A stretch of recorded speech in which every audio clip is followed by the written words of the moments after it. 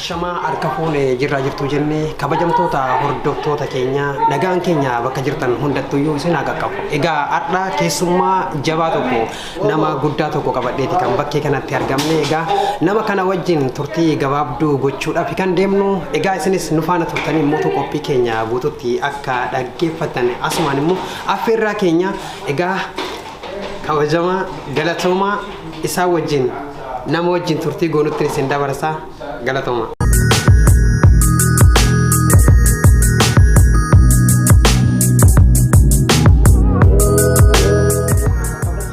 Egaa har'a nama guddaa tokko nama qareessaa qoraa siyaasa Oromoo qoruudhaan beekamanii fi akkasumas immoo uummattummaan isaan keessa kan jiraatu baraa fi baratti. Egaa nama guddaa tokko waliin har'a afgaaffii kan gochuudhaaf adeemnu. Egaa namni kun immoo eenyu kan jedhu ka turtii keenya goonu keessatti isinuu kan beektan ta'anii isaan immoo Obbo Abdoo Qaadii Abbaa Jabal jedhamu. Egaa hayyuu Oromooti kana caalaa jechuu hin danda'u uummanni Oromoo isin beeku. Baga nagaan gara biyya Faransaay Jarman irraa dhuftanii isiniin jenna. Mee waa'ee dhufaatii keessaniitis akkaataa itti dhuftanii fi as geessanis waan xiqqoo uummata keenyaaf osoo nuufsanii baay'ee gaariidha. Hedduu galatoomii jalqaba na ulfeeffattee kabajaanaaf kennitee sagantaa kanarratti na affeeruu keetiif hedduun galatoomii jedha. Egaa akkuma atuu dubbatte maqaan koo Abdoo Qaadii Abbaa Jabalee community Paris wajjin wal argee bifa kanaan waliin mariidhaafis dhiyeessuu keetiif ana akka isaan waan dhufeef dubbadhu taasisuu keetiif galatoomii. Egaa kaleessa akkuma carraatiin dhufe akkuma tasaan dhufe dhufaatiin koo nama maatii biyya Middle East kanarraa obboleettii kootu gara Faransaa dhufe ishee simachuudhaan Munich irraa garas dhufe. Akka fedhii kootitti silaa Paris kan hin dhufuu barbaadu community waliin haasa'ee qeerroof qarree sabboontoota biyya Faransaa keessa jiran waliin haasofnee sagantaa goonee dhufuu ture. Hawwiin koo inni kaleessa akkuma tasaa akka ta'e hubachiisuu fi kaleessa ganama yeroon xayyaaraan airportii seenee namoota beeku tokko isin faa yeroon isin qunnamu egaa bifan hin eegneen simannaa guddaanaaf gootanii na ulfeeffattanii kanaaf irra deebi'een isin galateeffadha. Egaa gabaabinatti dhufaatiin koo simannaa maatiiti. Egaa asuma keessatti isin arge ijoollee jajjaboo sabboontoota Oromoo kanaaf amma as jira har'as nan deebi'a jechaadha gara Munich Jarmaniitti. Egaa guddaa galatoomaa hayyuu Oromoo Obbo Abdoo Qaadii Abbaa Jabal. Egaa guddaa isin galateeffannaa nuti immoo isin arguu keenyatti hedduu gammanneerra akka dhala Oromoo tokkotti waan isin irraa barannu qora siyaasaa keessumaa dhaloonni ammaa kun ciminaa fi cichoomina akkamii akka ta'e waan isin hawwuuf jecha mootu namoonni baay'een isin arguu barbaadu keessumaayyuu biyya Faransaayitti dhufaatii keessan erga dhagaaniin booda namoonni baay'een egaa ergaa garaagaraa jechuun akka diyaamandii Oromoo biyya kana seene jedhanii namoonni baay'een egaa keessan nu qunnamanii waa'ee keessan nu gaafatanii jiru. Nus immoo haala dandeenyu dhufaatiin keessan kun tasa akka ta'ee fi itti yaadamee kan hin taane egaa nutis bakkee sanitti kan argamneef namni dhageettiidhuma gurraa akkas dhageenyetu walirraa kan bakkee airportii sanitti dhaqneetiin egaa isin wajjin turtii eegoone isin simannee asitti amma mootu Paaris jirtu. Egaa kabajamu Obbo Abdoo Qaadii itti aansuudhaan immoo namoonni baay'een isin hawwanii namoota isin hawwan kanaaf ergaan isin dhaamtanii fi akkasumas maaliif wanti kun ijoo waan ta'eef dhimmi hawaasaa dhimma siyaasaas ta'ee dhimmoota biroo jajjaboo ani isin gaafachuudhaaf barbaadu dursu waan ta'eef gabaabumatti qeerroon biyya kana Faransaay fi akkasumas immoo Paaris naannawaa isheetti argamu hundu isin jaallatu jaalala keessan irraa ka'anii immoo yaada keessan barbaadu isin jidduutti akka argamtani yaada qooddaniif barbaadu. Kanaafuu mee sanarrallee waa tokko jettaniin qalbii isaanii gaddeebisuudhaaf egaa yaada keenya isa biraatitti waan ceenuuf kanaan immoo osoo tasgabbeessitanii hawwii uummata keenyaa kan akkamitti akka dhugoomsuu fi karoora akkamii akka qabdanis asuma biraan nu geessanii gaariidha. Hedduu galatoomi.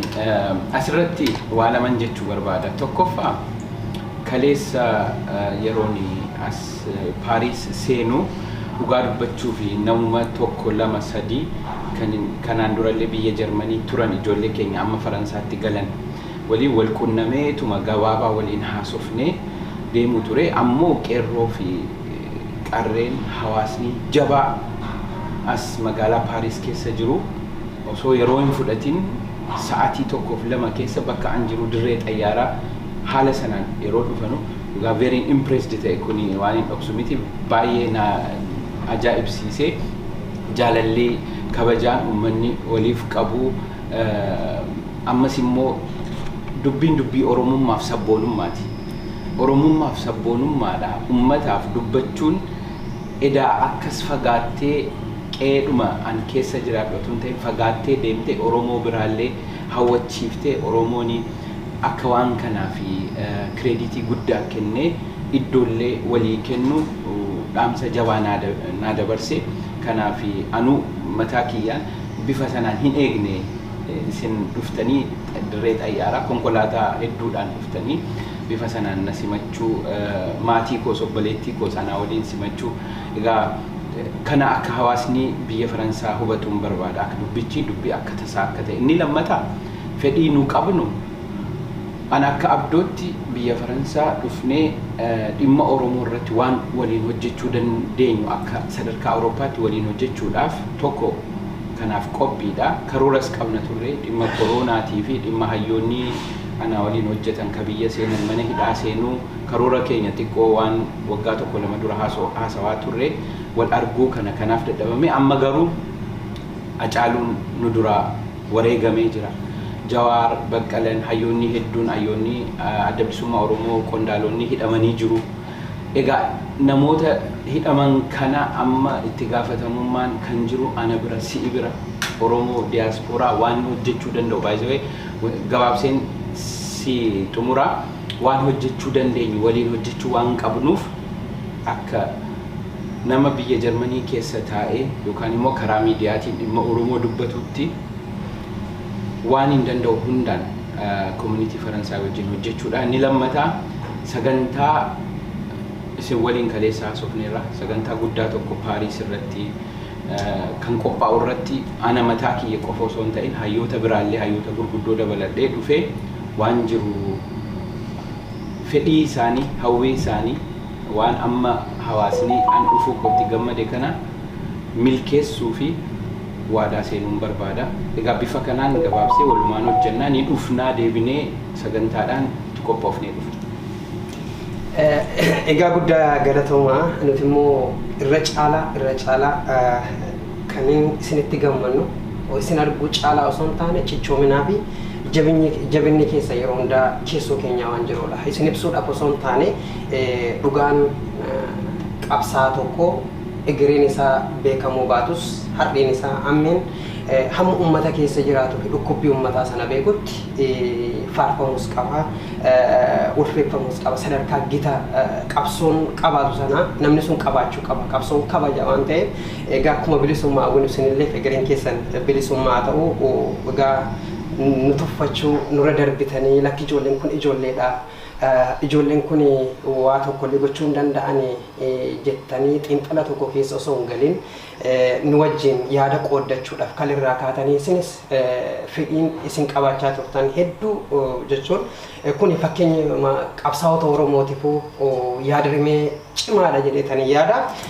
Egaanis akka guutatti akka nama isin jaalatutti isin hin qunnamu garuu keessoodhaan jaalatu nama go jechuun abdii sabaa tokko qabutti anis galatoomaan jedha. Egaa anis asirratti isin affeeree yaada keessan naa qooduu keessaniif guddaa galatoomaan isin jechuu barbaada. Egaa gamanumaan kallattiidhaan garuma qabsoo Oromoo kanatti isin deebisee waan darbees irraallee waan isin irraa baranneetu jira.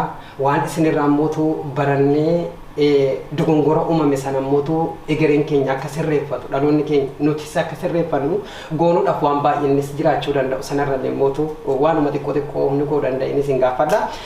Egaa qabsoon Oromoo bara 2018 dura jabaachaa cimin dadammaqiinsi uummataa gartokkee kallattii qabatee ture osoon qoodamin qeerroo fi qarreen aarsaa kaffalaniin waggoota afuriif qabsoon keessumaayyuu fincilli barattootaa qotee bultoota akkasumas immoo barsiisotaa fi hojjettootuma mootummaa sirnicha keessa jiranillee qabsoo kana harkisee isinuu dabalatee yeroo san gaggeessummaa cimaadhaan kan gaggeessaa ture isinumaa fi jaallan keessan arba baay'een isaanii gara ofii barbaadanitti yookiin immoo gara qabsoon Oromoo hin jirretti cinaa goranii kun immoo isin wajjin hafanii jechoomina kan qoodachaa jirani. Egaa kabajamtoota hordoftoota keenya Jaal Abdoo Qaadii wajji kan jirru isinis immoo nu faana turtanii akka qophii keenya hordoftan abdiin qabna. Egaa immoo waa'ee siyaasaa akkasumas immoo waa'ee tokko tokkorrallee waan isaan gaafadhu eegaluuf hin jira. Egaa qabsoon Oromoo bara 2018 dura jechuunis bara 2014 booda wixinee fi gaggeessummaan isaa gaarii ture. Haalli cimina isaa Oromoon dammaqsee jira. Mee gaggeessummaan seenan milkaa'ina akkasii maal ture? Haala akkamtu isin milkeesse? Nuti immoo maal isinirraa barachuu qabna milkaa'ina akkasii sanatti deebinee itti fufsiisuudha?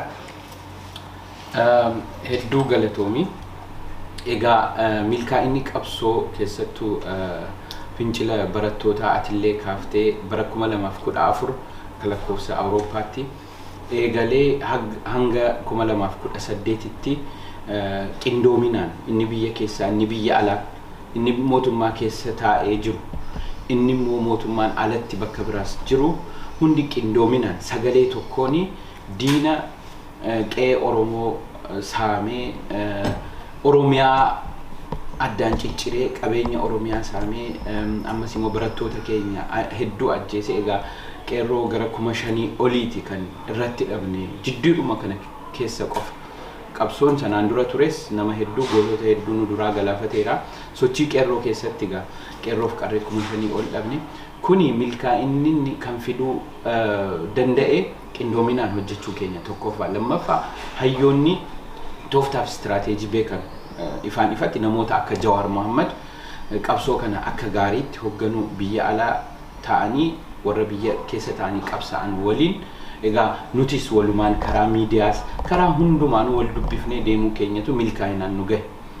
Yeroo sanitti dhugaa dubbachuu fi namoonni har'a ati sila kaafte qabsoo Oromoo otuu gaaffiin uummanni Oromoo hin deebi'in gaaffii dhuunfaa isaanii deeffatan. Ammalaa garaagarummaan achirra jira. Gaaffii sabaatu jira. Namoonni tokko tokko immoo gaaffii mataa ofii qabu. Aneessan jira. Har'a aangoo qaba, maallaqa qaba, maqaa qaba. Kan jedhu sana kan of isa rakkisutu ture jechaadha. Amma yeroo duubatti deebinee ilaallu. Amma kan qabsoon gingilfamaa jirtuu fi inni maqaa barbaadu sana argatu gaafa hadha maqaa sana yeroo argatu bakka gaaffiin sabaa hin deebine sanarraa goreera. Kan isaa deebi'eera maqaa barbaadaa argateera. Kan maallaqa immoo kan immoo qabeenya jecha qabsoo sanatti yeroo sanatti makame jira jechuudha. Ammas duubatti deebi'eetanii waan kana duubatti deebine namni kun maaliif har'a osoo gaaffiin uummataa hin deebi'in osoo har'as Oromoon miidhamaa jiru qe'een isaa ilmi kee mootummaa mormaa jira mootummaa dura dhaabbatee lolaa jira jechuudhaan maanguddoonni haadhaaf abbaan manni kan irratti gubamaa jiru. Gujiif Wallaggaa waggaa 3 deema waggaa 2 walakkaa caaleera. Kan ilmaan Oromoo sabboonummaa isaanii qofaan waan mootummaa kana deeggaruu dhiisan qofaaf mana hidhaa keessaa baafamanii rashanaman mana hidhaa to'annoo mootummaa jala jiru bara.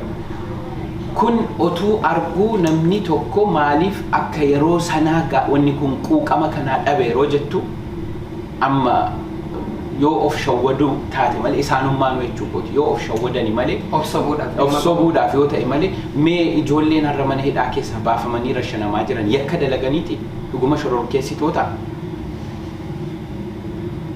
Egaa fakkeenya hedduu kaasuu dandeenya. Qondaalota adda bilisummaa Oromoo, qondaalota federaalistii Oromoo, koongiresii federaalistii Oromoo hunda isaaniitu yoo laalle dhuguma namoonni kun hattoota nama ajjeesanii durba gudeedanii yookaan immoo seera biyyaa diigna jedhanii mootummaa kana humnaan diigna jedhanii miti hundi ka hidhaman. Ka nagaadhaan dadhabee bosona taa'ee akkuma nama kamuu uummata isaatiif falmutu jira. Sun waan biraa garuu warri manuma keessaa fuudhamanii hidhaman yakka dalaganii fi miti egaa gara qabxii kootti hin deebi'a namoonni kun har'a quuqama kana dhabanii mootummaatti kan dabalamanii fi gaaffii isaaniitu deebi'e gaaffiin isaanii qabeenyaa aangoodha. Somaayyuu taattii sabaatiif galatoomee qabaatanii hin bahine dhuunfaa isaanii milkeessuudhaaf warroota yaadantu iyyuu milkaa'anii jechuudha. Galatoomee gara gaaffii kee isa ijootti yeroo deebinu egaa milkaa'inni yeroo sanaa hunda hammatee ture qabsoon isa gaaffii ofiillee gaaffii lafa isaa mana isaa aangoo isaa maqaa isaa innillee waliin qabsaawaa ture. Maaliif diina tokko irratti hanga dhaqee garuu iddoo barbaadu sana gahutti nu waliin ture har'a yeroo isaan hundi irra biraa galan qabsaa'onni mooraan qabsoo Oromoo ammas dhahamaa jira. Ka ummataaf haqa dubbatu an qabeenyaan barbaadu dura gaaffii ummata kootii deebisaa nama miliyoonii tokko Sumaalee irraa buqqa'e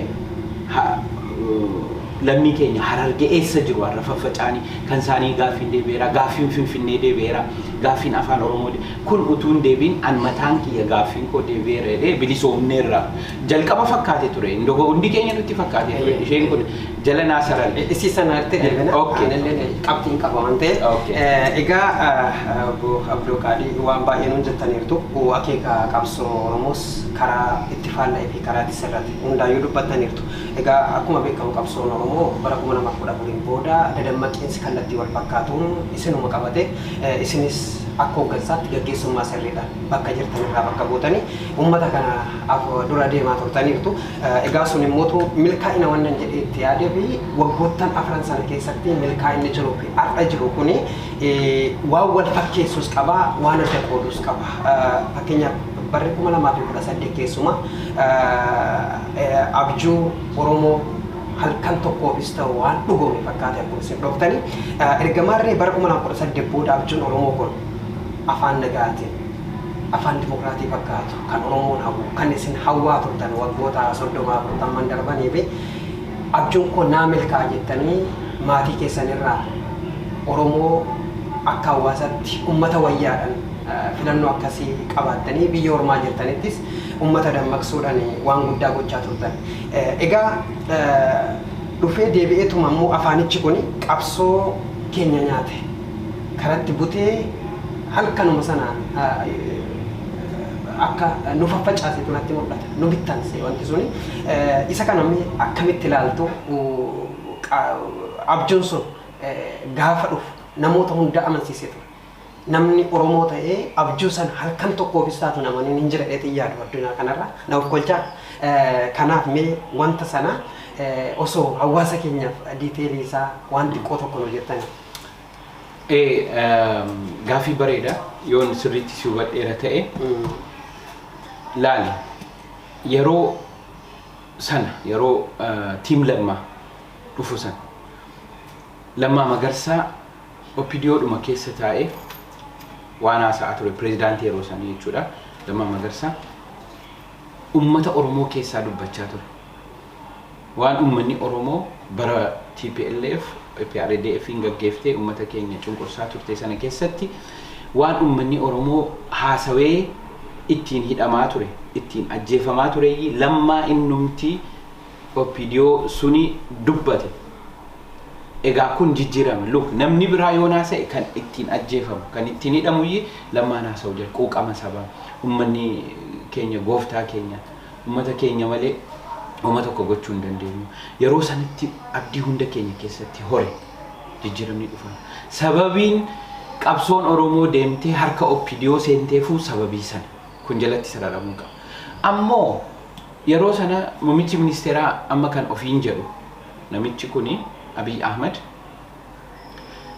Lammaa waliin hojjechaa ture yeroo sana yeroo inni dhufee sirraa gabaabseensi ibsa yeroo inni dhufee aangoo qabatu bara 2018 Apriilii keessa muummicha ministeeraa biyyattii ta'ee Hayilamaariyaam Deezaayin yeroo godhu inni aangoo qabatu wanni inni gochaa ture sana gaaffii nutti kaaseera baay'een kana beeki gadi baanee hin mormine malee waggaa walakkaa ji'a 8 olii gaaffii waan kaasu hedduutu jira fakkeenyaaf namoota Oromiyaan baduu qabdi Oromiyaa wanti jedhamu hin jiru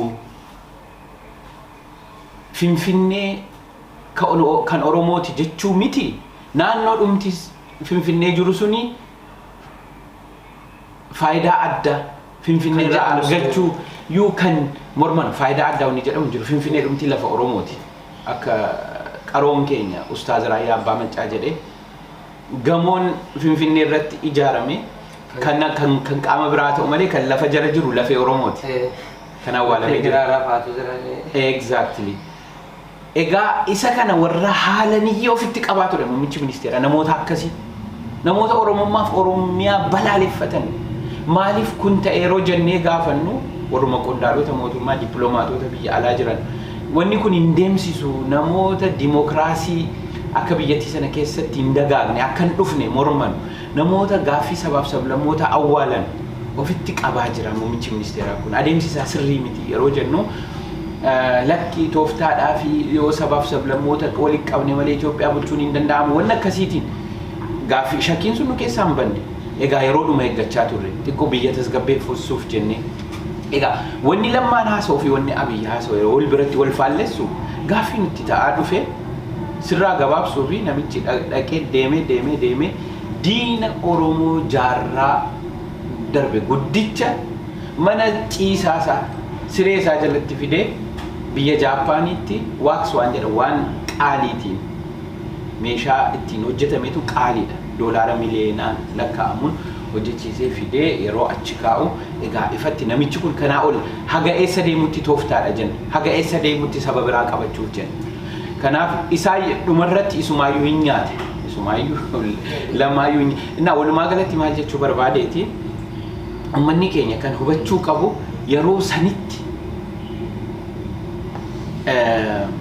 kan hundinuu qabsoo karaa nagaatiin gaafiin uummata Oromoo hin deebi'a jedheef wansiin jedhee tiim lammaa sun waan haasa'aa ture egaa diinni wayyaaneen mo'atamtee jirti biyyatti qeetti kana kan godhe qeerroodha Abiyyi miti akka amma inni ofitti by the way asirratti kana waan tokko jala naasarar gaafii keetiin adda garuu nan dubbadha Abiy Ahmed TPLF yookaan immoo wayyaanee qeerroon mo'atee Maqaleetti galche dhaqee silaa TPLF miti rakkoon uummata yookaan mootummaa sana malee uummata Tigraay miti uummata Tigraay rakkoon qabu dubartoonni Tigraay hagudee damanuu gaafannee hin beeknu kana haadhaaf abbaan daa'ima irraa ajjeefamanuu gaaffii uummata Oromoo miti dhaqee kana godhee Abiy Ahmed lubbuu itti ture warra dur qeerroon mo'ate lubbuu itti ture isaaniin lubbuu itti ture sababa yakka isaan hojjetan caalaatti dalaguudhaan dhaqee ajjeete egaa ishee kana qabxii kana akka jala naasarartuu fi walumaa galatti uummanni keenya kan beekuu qabu yeroo sanittis adeemsa laalaa ture kaampiin sabboonummaa kaampiin gaaffii uummata Oromoo leellisu kuni waan kana ilaalaa ture adeemsi kun sirrii miti nuufa surraa keessaan gaafataa ture yeroo baay'achaa dhufee dubbiin akka hin deebinetti sadarkaa sanarra qaqqabduyyi ifatti gabaanee egaa isaan kunis diina keenya qabsoon Oromoo butameera hooggantoonni uummata Oromoo jajjaboon hidhamuu jalqabaniiru ajjeefamuu jalqabaniiru qeerroo karaarraa dabsaniiru maallaqaan bitamu maallaqaan bitanii kalafaan bitanu lafaan bitanii kan immoo dadhaban humnaan mana hidhaatti guuranii egaa yeroo sana arginuyyi deebinee egaa qabsoo keessa dogongora jechuufis rakkoodha qabsoo keessa qormaata jenna kanaan qormaata hedduu jira qormaata guddaatu nutti dhufe numa keessaa bahee mooraan tokko nu ganee isumammoo Oromoodhaaf gaaffii uummata Oromoof kan Oromoo qofaa miti kan biyyattiitu nagaadhaan baay'ee asaatu asaa fida qabxii murteessaa waan ta'eef national reconciliation yookaan immoo afaan Amaaraatiin biheraawi magbaabaat yookaan immoo waliigaltee biyyoolessaa sabdaneessummaa waliigaltee biyyoolessaa jechuun seenaa wal dhabe siyaasa wal dhabe biyyattii sana keessatti yeroo hunda wal dhabbeedhaaf sababa ta'e sana mariidhaan hiikuu jechuudha waliigaltee biyyoolessaa kana akka godhu sanammoo yeroo gootu akka barbaade akka amma Abiyyi godhu nama 4-5 isaan kun warra የድንበርና ማል ኮሚቴ የሰላምና እርቅ ኮሚቴ ጀሌ አከሲኒ ሚቲ ከኢኒ ሂንፌነስ ከስቴክሆልደርሲ ቢየቲ ሰና ሲያሳ ቢየቲ ሰና ሼሪ ከንቀበን አኒ ላልቻ አከሲን ቀበን ኢቭን ወረ ሚኒሊክ ሌሊሱ ወረ ሞ ሚኒሊክ ዲነ ጀዱ ከራ ሁንዳኑ ከለቲ ሁንዳኑ ታአኒ ወሊን ረኮ ኢትዮጵያ አይክኑ ወሶ ሰና ኤግኑ አቢ አይ ለኪ Itoophiyaa sii guddatti deebifnaadhaan keessattuu mooraa federaalistii fi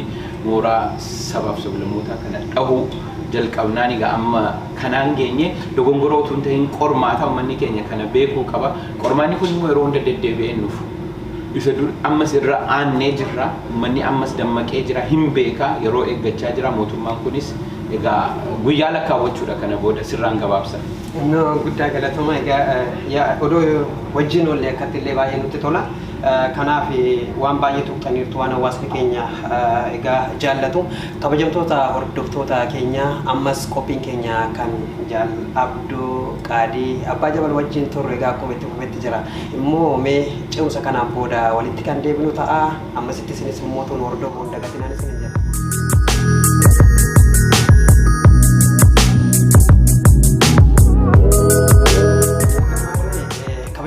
Hordoftoota keenya walitti deebinee dhufne irraa egaa hayyuun irraa biraa qabu kunis immoo nama guddaadha, nama gita koo akkan ta'e nan beekaa. Garuu haa ta'uuti quuqqaa namoota yaada wal fakkaatuun qabanii dhaloota ammaa kana waan walirraa barannu guddaa waan qabnuufumaan ayyamamoo akka isaan isin taataniin egaa baay'ee gammadeeti bakkee kanatti kan argamanis egaa itti qophaa'ee deebiti waan ta'eef nuuf kolchaan isin jenna. Yoo dogongoroonni adda addaallee karaa kootiin karaa isaaniitiin sirumaayyuu uumamu karaa kiyyaan kan uumamu jiraate nu gorsaa. Egaa maarree Jaal Abduu Qaadii jaallan keessan kaleessa isin waliin turan baay'een isaanii arras cichoomina qabsoo uummataa kana osoo kararraa hin maqsiin yookaan immoo haalduree tokko malee sharafa tokko malee isin wajjin itti deemaa jiru. Jaallan keessan immoo kaleessa hiriyaa wajjin turtan wal jaallachaa dhandhama siyaasaa Oromoo kan akka milkaa'uuf waan guddaa tokko karoorsitanii ittiin adeemaa turtan. Har'a immoo bobaa keessan jala harcaanii baay'een isaanii gartuu Oromoo morman yookaan immoo gartuu mootummaa ta'anii yeroo ammaa kana kan jiranii tokko immoo jaalaluma kaleessa wajjin jirtaniin qabsoo kan hamma dandeessaniin buufaatiin adda addallee jiraatu gochaa jirtan. Mee kanarratti uummanni keenya maal isinirraa barachuu qaba, warroota akkasiitirraa maal barachuu qaba kan jedhus asumaan yaada keessan osoo nu qooddanii baay'ee gaarii. Bareeda, wanni kun ifa gochuun gaariidha. Gaaffii bareeda. Dhugaadha, jaallan hedduu kanaan dura waa'ee dhimma sabaa irratti karaa miidiyaa adda addaatiin isa ta'u karuma qabsoon ittiin gaggeeffamaa ture waliin turre har'a mooraa diinaa yookaan immoo gaaffiin uummata Oromoo deebi'eera jechuudha. Gaaffiin uummata Oromoo waan deebi'u fakkaatee hin deebine garuu kana jala sararanii isaanis ni beeku sirriitti.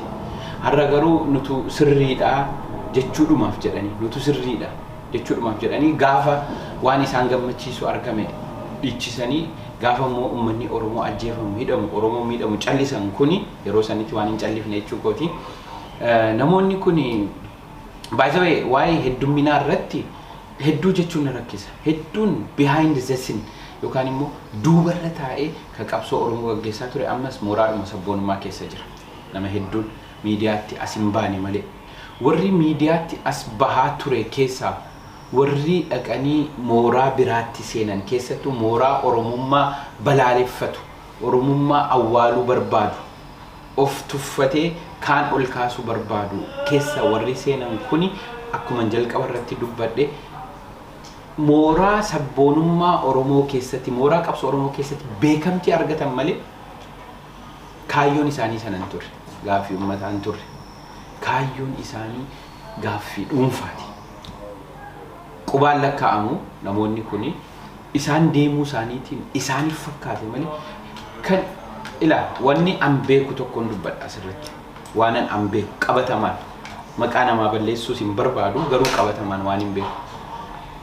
Tooftaan garee Abiy Ahmad Oromummaa akka waggaa 1000 hin kaanetti caccabsine yookaan mooraadhuma Oromummaa jedhu kana laaffifnee mooraa biraa isa waa'ee biyyeelessummaa waa'ee Itoophummaa akka lallifamu taasifnee gaaffiin sabaa kun biyyattii sana keessatti waan baay'ateef isa laaffisuuf jedhanii tooftaan isaan ittiin fayyadamuu barbaadan yookaan fayyadamaa jiran tokko namoota miidiyaa irratti mul'achaa bahan kaampii qabsoo Oromoo keessatti bituudha, ofitti qabuudha. Dura kabajaa kennanii fi ofitti qabuudha. Maallaqa yeroo isaan itti kennan ijaan hin agarre ammoo ofitti qabanii simatanii waan isaan barbaadan ulaa bananii fi san jechuun akkuma biyya keenya keessatti beeknu lafa yoo barbaadde siif kennama miidiyaas tu siif banama argaa jirra gariidhaaf miidiyaatu banamee miliyoona hedduu miliyoona 40-60 ramadamee fi waggaa waggaadhaanis bajanni kennamee fi kabiraa UNDP'n kan biyya guddisuudhaaf UNDP jechuun United Nations Development Program jechuudha. United Nations Development Programmiin kuni sagantaan isaa biyyoota ol guddachaa jiran diinagdeedhaan hayyoota maallaqa mindaa kaffalee fi biyyattiin sun akka guddatu taasisuudha. Garaan akka guddatu miti biyya guddisuudha. Yookaan immoo mana akka ittiin ijaarratan miti. Isaan doolaara biyya keessa ta'anii mindaa doolaara 5,000 sanaa olii argachaa sanaa gadis ta'uu danda'a. Peeroolii isaa waan hin argineef waanuman xiqqoo beekurraan dubbachaa jira. Garuu akka mindaan UNDP kaffalamuuf ni beekna. Egaa maal jechuu barbaadeetan namoonni kuni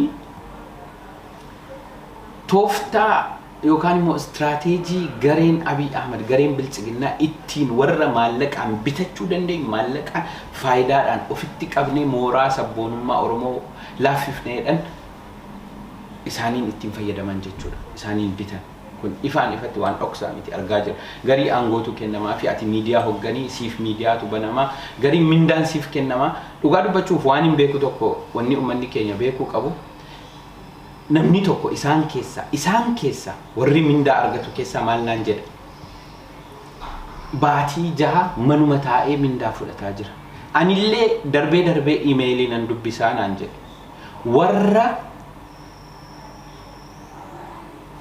gadi baanii kaaffee dhuganii deebi'anii mindaan qofti kafalamuuf Abiy Ahmedis arganii beekanu gorsitoota Shimallis Abdiisaa jedhamu. Shimallis Abdiisaas wanni isaan gorsan hin jiru. UNDP'n akka qondaalota mootummaa gorsanii hayyoota jedhamanii biyya utubuudhaaf yaa kennama maallaqni sun garuu isaan ni fudhatu wanni isaan Shimallis gorsa isaanii miti ka fudhatu inni ni ergama yaa warra ergutu jira sanuma hojjetanii isaan wanni isaan gorsanii sin jiru. Egaa maal jechuu barbaadeef namoota muraasa qubaan lakkaa'aman kana qabsoo keessaa achi deemuun isaanii hangama kiyyaan akka abdootti haamlee qoon cabsine gammachuun qaba maaliif qabsoon Oromoo kan sakaalaa ture tokko sana adda baafachuu dadhabuu kee eenyutu sabaaf dubbata saba dhuguma saba quuqama saba akka silan dubbadhe buqqaatota Harargee warra Wallaggaaf Gujii keessatti manni isaanii gubachaa jiru warra mana hidhaa keessa jiran qaala'insa jireenyaa waan hedduu hammata waa'ee uummata keenya jireenya uummata Oromoo afaan isaatiin aadaa isaa guddachuu dadhabu lafa isaarratti abbaa biyyaa ta'e biyya bulchuu dadhabu eenyu kanaaf dubbataadhaa fi eenyummoo ofiif qabsaa'aa tureeyyii adda nuu baase wanni kun kanaaf gammachuun qaba.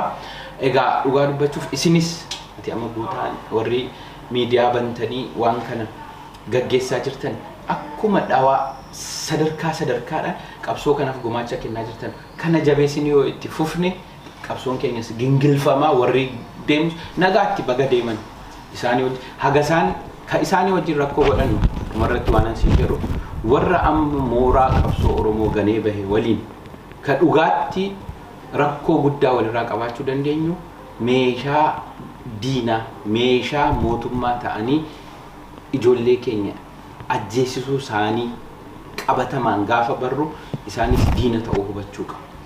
Garaa isaaniitiif deemuu isaanii garuu manni Oromoo baay'ee waan isa yaaddeessuun qabu. Siluma kaayoon isaa garaadha, lafa, aangoodha, maqaadha. Sana argannaan achuma nurraa haa ta'u warri sabaaf dubbatu dubbannee saba kana bakka yaadameef sana baaburri keenya bakkaan ga'uun isaa garuu hin hafu. Guddaa galatoomaa egaa yaadatu qalbiin innaa waan baay'eetu tuqame namaan darba. Yaadni qalbii Oromoo kuni osoo sana gaafadhee kanatuun harkaa fi kan jedhu egaa maaliifi qabsoo Oromoo kanatuyyuu haalli isin amma itti tuqxan kun hedduu baay'ee barbaachisaadha. Dhaloonni keessumaa nuti waan gochuu qabnudha.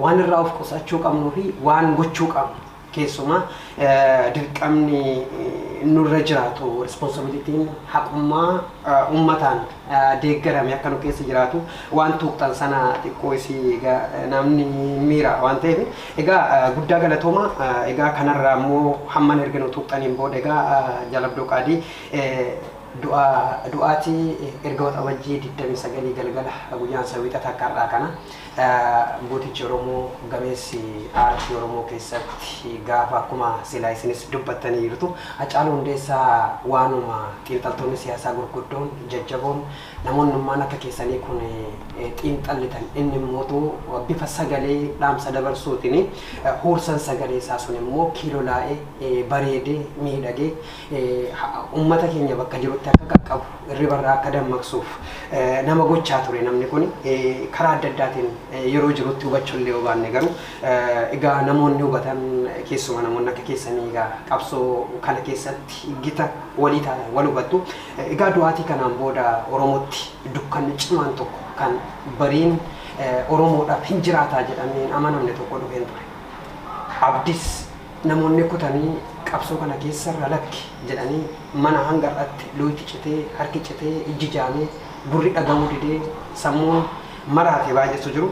Kuni kanumaan osoo jiru immoo jaallan keessan wajjin qabsoo gaggeessaa turtan kanneen akka Jawaar Mohammad, Hamzaa Booranaa fa'aa namoonni akka Gammachuu Ayyaanaa, Abdii Raggaasaa fa'aa har'a hidhaa keessa jiru. Nuti immoo ifaa kanarra teenyetti waliin kanaasaa jiru. Warroota wanti sun hin malleeftuudhaa jira. Mee kanaan maaltu itti dhaga'ama? Namoota kanaaf abdiin hidharraa bahuu jira kan jedhu hawaasa keenya kanaaf waan dhaamtanillee akkasumas immoo isinitti dhaga'amu miira akkamtu isin keessa akka jiraatu miira xiiqiiti immoo miirri gaabbii jiraata kan jedhu waan tokko uummata keenya akka hubatuu fi isa kan irra doonuu baatanii baay'ee gaariidha. Okay, hedduu galatoomii egaa waan Hacaaluus waan tuqxe irratti waan tokko qofa jechuun barbaada. Biyyi tokko sabni guddaa haa ta'u saba xiqqaa aadaa qaba hogbarru waan afaansaa ittiin calaqqisiifatu bifa vaaluu qaba bifa aadaatiin bifa walalootiin weelluudhaan aadaa agarsiisuudhaan ta'uu danda'a. Egaa akkuma lafa natural resource rabbi sii kenne qabdu afaanis sii kenne eenyummaa sii kenne sana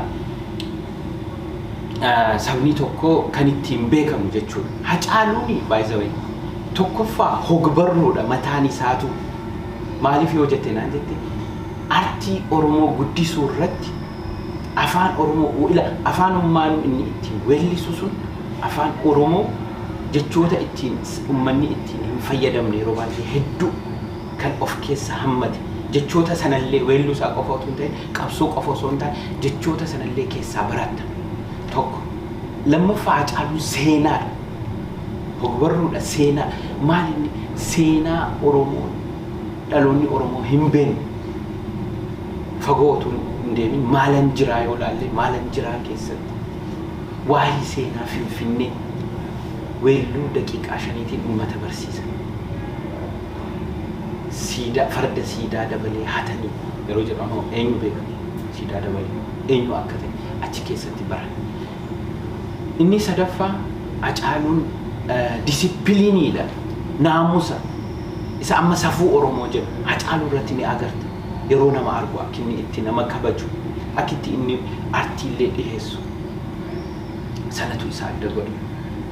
Egaa Hacaaluun waan hunda kanaaf qabsaawaa cimaadha nurraa kan inni ajjeefamuu danda'ee fi nama akkasaa jenereeshiniin tokko hedduun qabu. Muraasa kanaaf uummata Oromoo keessatti yeroo hunda gubaa nu keessa gubaa ta'ee hafe jechuudha. Ajjeechaan isaa duuti isaa ammoo waan inni lafa nuuf kaa'ee deema tu jira sanayyii nuti itti fufiinsa isaa seenaadhaan waan inni lafa kaa'e sana dhaloota dabarsuudhaan jiraachiifnaan Hacaaluu gumaa isaa ammoo qabsoo uummata Oromoo bakkaan ga'uudhaan kan deebifnu ta'a gumaa biraallee hin jennu. Waa'ee amma hooggantoota hidhamanii irraa wanni hin jedhu Jawaar Mohammad, Hamzaa Booranaa, Koloneel Gammachuu Ayyaanaa kan biroos hundi isaaniitu Baqqalaa Garbaa mana hidhaa keessa deddeebi'aa warra turedha. Gaafuma qabsootti seenanii akka wareegamni kafalamu akka hidhaan jiru ni beeku. Isaaniif homaa miti sabatu gubata. Maaliif isaantu dura taa'ee qabsoo kana hoogganaa jira. Sagalee uummataa ta'ee dubbachaa jira. Egaa waan hedduudhaan waan uummanni keenya beekuuf irra deebi'uun hin barbaachisu. Namoonni kun hin beeku itti qophaa'aniituma qabsootti seenanii sun akkas ta'ee osoo jiru hanqina qabsoo keessatti qaawwa keessatti uumutu jira. Diinota keenyaafis dhaamsan qabaas keessatti. Jawaar Mohaammed hidhanii Baqqalee Garbaa hidhanii Koloneel Gammachuu Ayyaanaa gaaffii uummata Oromoo yookaan immoo qabsoon Oromoo laaf kabiraatu dhalata. Jabaa hedduutu jalaa ol ka'a. Hedduutu jira. Kana yaalaniiru Jaarraa Abbaa Gadaa, Baaroo Tumsaa, Jeneraal Waaqoo Guutuu kabiroollee namoota hedduu dhabneerra namoota qabsoo kana keessatti maqaa gurguddaa qaban gootummaa hedduu agarsiisan.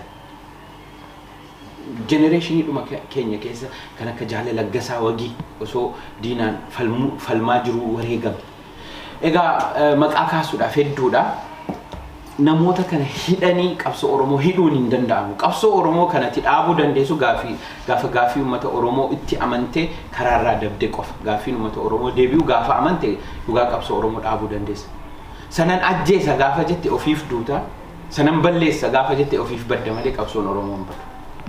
Kanaafuu jaallan hidhamanii ani gama kiyyaan isaaniif akka nama dhuunfaatti nan gaddaa fi yeroo hunda sagaleen ta'aa fi akka isaan bahanu nan hawwaa. Kan isaan bahanu garuu gaaffii na gaafatteef uummanni keenya kan beekuu qabu kan isaan bahanu waan mootummaan isaan hiikuu fi miti yookaan immoo waan isaan mana murtii deddeebi'anii fi miti bahanu akkasitti. Ka turanus kanaafis miti. Ka bahuu danda'anis ka turuu danda'anis ciminaaf laafina keenya irratti.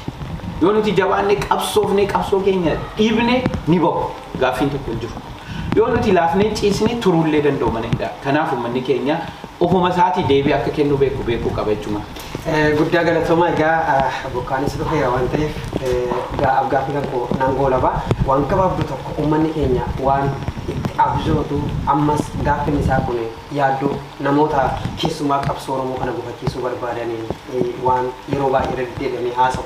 Haa ta'u iyyuu garuu diinonni kanaan fayyadamanii waan baay'ee maqaa isinirra kaa'u. Isin boordii OMN'ti. Boordii OMN keessatti itti gaafatamummaa mataa keessan dandeessan qabdu uummata baattanii adeemtu. Miidiyaan kun immoo miidiyaa ijaarsa uummataati. OMN yeroo ammaa kanatti hayyoota addaan walitti kanneen waggaa fi kan namoonni baay'ee yaada kan kaasan.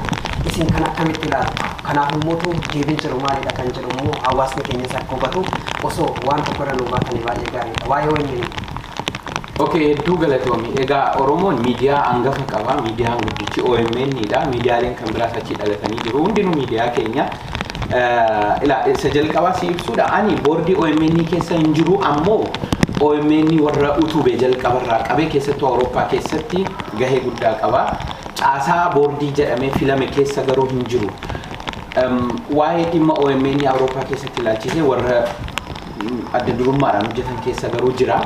Achi gaafuma utubamus immoo as Awurooppaa taa'ee Jawaar Mohaammed fa'aa warra kaanii waliin warra mari'achaa ture keessa hin jiru. Kana dura akkasitti akkanaa hubatamu. Inni lammaffaa hayyoota OMN qoodee naffeeru. Hayyoonni OMN irraas baqatan hedduun jiran. Kuni xiqqoo baay'ee ololaa fi wannoota waliin. Namni dhuunfaa xiqqoo walitti mufachuun waan jiruun kaayyoo garagaraa qabaatanii yookaan faayidaa garagaraa qabaatanii yookaan aangoo yookaan muudama irratti wal dhabee namni gargar bahee hin jiru. Misunderstandingii yeroo tokko nama lama gidduutti uumamutu babal'atee waan biraa fakkaata. Hayyoonni keenya OMN'n balleessuudhaafis OMN irra dhiyaachuun barbaadus kan jedhan jiru tarii kijiba adii uummata wanni kan kijibuudhaaf as dhiyaatu hin jiru miidiyaadha. Hayyoonni kuni yeroon ati boqonnaa fudhattutu jira. Yeroon ati fakkeenyaaf tarii yeroo ammaatti haala sagantaa amma OMN waa'ee OMN gabaabinaan dubbachuu Finfinnee keessatti OMN qabeenya isaa istuudiyoo isaa caccabsanii joornaalistoota gaazexeessitoota akka Mallasee Dirribsaa hidhanii OMN balleessineerra jedhee ture diinni badee ture. OMN biyya alaatti lafaa ka'eeti namoota biyya alaa ta'anii gargaaraa turaniin akka hin banne taasifamee kan itti fufaa jiru. Miidiyaa guddatee sadarkaa gaaraa gahee yeroo diinni dhufee jalaa muka tokko yeroo jalaa magaaziidhaan murtu akka minjiga miti. Isa isaan jalaa magaaziidhaan muranii ijoolleen biyya alaatti haftee akkasitti qabdee dhaabbachaa jirti.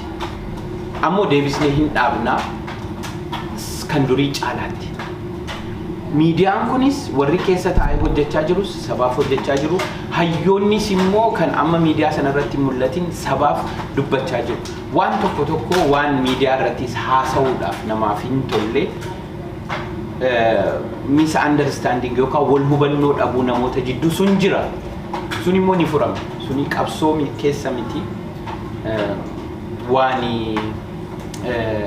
biyya tokko iyyuu waliin bulchaa diinni keenya baay'ee bilchiginnaan waan isin wal godhaa jirtu wal ajjeestee wal dhabamsiistee lammaaf abiyyiin akka laaluu dandeessa. Du'a malee gargar nuun baasu jedhaa turani miti. Har'a lachuu uummata Oromoo anaaf akka kun ilaalcha mataa kiyyaati. Kunis maqaa Oromootiin kakataa bahee bakka inni lixee hin beeknu. Waa'ee isaa baay'ee dubbachuu hin danda'u. Kaan immoo uummata Oromoo ajjeesaa hidhaa dhabamsiisaa Oromummaan balleessa jechaa jira. Lachuu immoo maqaa Oromootiin wannoo godhaa kana kan inni kun garuu inni amma ati na gaafattee waan baay'ee xiqqaa stiil waliin hojjechaa jiru immoo waliin asirratti hawaasaaf dubbachuu barbaadu. Warri miidiyaa OMN irratti dhiyaatu jedhamanii fi hayyoonni yookaan immoo maanajimentiin OMN waliin wal qunnamee waliin haasa'ee waan gaaffii uummata Oromoo irratti barbaachisaa ta'e waliin hojjechaa jira. Kana nan beeka. Waan hafe immoo miidiyaadhaaf haasa'uudhaaf xiqqoo rakkisaadha. Galatooma. Anillee wanti kana tokkee fi egaa wanti uummataa kun namoonni baay'een hubachuu dhiisuu danda'u. Yaada amma isin kaastan kan namoonni baay'een qalbitti qabatanii hin beekanii yaadanillee hin beekanii waan haasa'amuu fi waan barraa waan dhaggeeffatanii. Egaa maarree anilleen qophii kiyyeessii wajjin turtii taasise goola boofaan ishee dhumaati irra ga'een jira. Egaa qeerroon Faransaay ammas irra deebiidhanii akkuma sila jalqabatuudhaan dhaamsa fi akeeka qabdaniif biyya kana amma isin akka hooggansaatti koominiitii Jarmanii bakka buutaniiti dhimma baqattoota Oromoo kan oofaa jirtan achitti. Asitti immoo xiqqoo uummanni keenya tokko ta'ee gurmuu guddaa akkasii akka qabaatuuf akeeka fi osoo yaada akeektuu tokko nuu keessanii fi sana booddee immoo qophii keenya goola buudhanii guyyaadhaa tortii isin wajjin taasisu kanumaan goola buu barbaada. Hedduu galatoomii dhimma hawaasa Awurooppaa ilaalchisee biyya hundatu Jarmaniittu ammas immoo Faransaay amma wanni arge tokko Paariis ijoollee ciccimoo hedduutu jira. Gama hundaanuu gara artiitiin jennu gara hayyummaatiin jennu gara qabsoo Oromoo beekuutiin ammas immoo hawaasa ijaaruudhaafis sochiin taasifamaa ture jira. Akkan kaleessa odeeffannoo argadhetti kan ijaarames jira.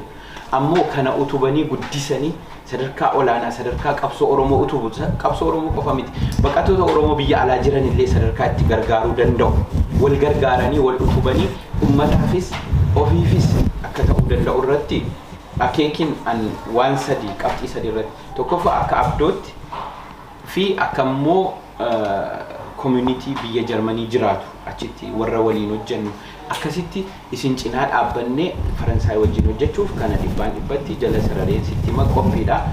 Amma koroonaadhaaf yeroo baay'ee Awurooppaan xiqqoolirraa faffagaataa turre amma garuu walitti dhufu ulaan banameera kaleessa jechuudha.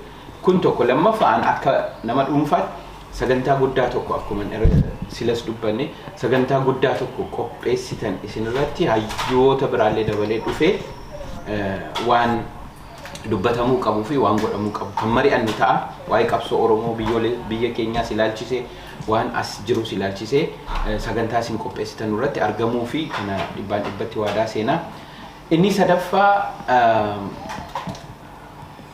hawaasa asitti ijaaramu kana hawaasni kun akka jiru akka caasaa qabaatee istiraakchara qabaatee yeroo yeroodhaan walii kennaa akka deemamu jechuun diinnis harka keessa naqee akka nu illaaffifne irratti hojii hojjetamu irratti wal gargaarree tooftaaf istiraatiijii baafnee waliin deemna kana dhibbatti ni waadaas isiniif seenaa galatoomiyaaf illee guutuu.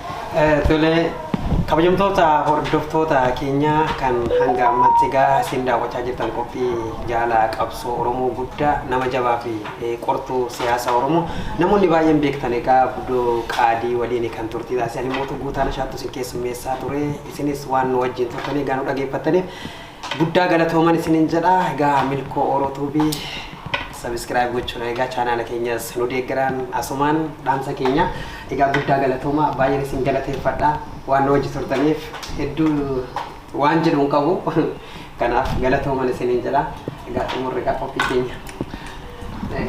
Waan jettan qabdu. Okay, yaa guutaa atillee baay'ee galatoomii ammas immoo warreen kaleessa dhufanii airportiitti na simatanii san boodas waliin haasawa goonee waliin qophii yeroo gabaabaa keessatti qophaa'ee buna dhugnee nyaata nyaannee gargar baanii hunda irra deebiseen galateeffadha maqaa hawaasa Faransaayitiin kana godhanii kanaafuu hawaasa Faransaayillee hedduu galatooma warri argamuu hin dandeenyes kaleessa dhaamsi keessan na qaqqabee jira dhaamsa keessaniif kabajaadhumaan isiniif deebisaa rabbi walitti nu haa deebisu. Amiin amiin amiin. Guddaa galatooma.